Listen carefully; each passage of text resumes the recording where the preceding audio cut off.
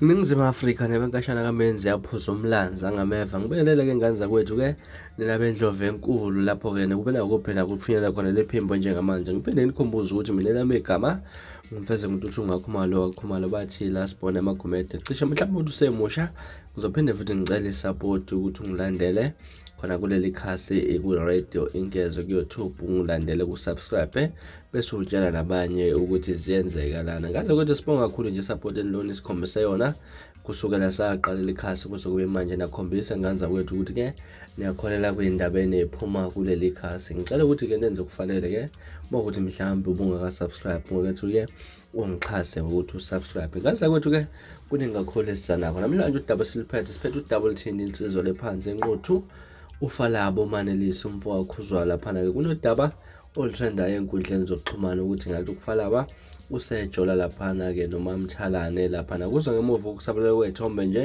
ekhasini ku-Facebook la kade khona-ke bezincokolela nje kuhlezi kumnandi laphana-ke kanti kunomuntu-ke okade eshuthi izithombe benganakile laphana-ke wasezisendela omunye uzakwabo wasezifaka laphana ku-TikTok. Ufalaba ipost afike wayibhala laphana ku-Facebook ebekade inobuhlungu phakathi idabukiso ufike wabhala ukuthi siqiniseke komvilaso kubekaze uyokuyeka nini ukuxova umaskandi bafethu inzima lento ibuhlungu ngoba singabantu siphela impilo engafani lapha sasizidlalela lo Mthalane kwasho ukuthi-ke sidlala kabi phambi ko-cameraman ngoba phela sekwagcwala o-cameraman yonke indawo. Ibuhlungu-ke lento eyenzekayo siqiniseke sokubasabalalisa into enjengalena kungazicabangela isithunzi abanye abantu and kungenzeka uma Mthalane usebudlalaneni bakhe naye njengomuntu wesifazane ngiyacabanga uzoziphendulela kanjani kulento enjena ngoba-ke into ewumdlalo enjengalena kufanele siyesabeni bafethu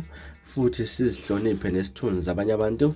Kwamina nje ngisenkingeni kumakoti kuyimanje ngiyacabanga uma Mthalane nayo senkingeni kuyimanje efana neyami and leli xoko kuthiwa uLinda ewuthathe kulo lezi ithombe namavidiyo ethu sizidlalela liyasiqinisa ukuthi-ke sasidlalela uxova ngabomu and maningi amavidiyo nezithombe ngokwehlukana kwabantu ababedlala kodwa-ke khona anikutrendisi njengalawo kanti-ke sesodlala kanjani manje siza-ke ethe ngikusho lokhu nje asithandani nale ntombi siswami nje endimeni nami-ke ngobhoti wayizinje qha bafethu ubhala kanjalo usifalabo laphana ekhasini ku-Facebook ezihlambulula ukuthi ngempela abathandani banentokazi uma Mthalane laphana kuphela nje babezidlalela kwasho ukuthi-ke kunekho cameraman laphana-ke abangaqashiwe laphana ukuyibona bagcine bathatha izithombe ezifana nalezi nale video ibonayo lana-ke eyagcina siyithathe iyoba siyisendela omunye oza kwabo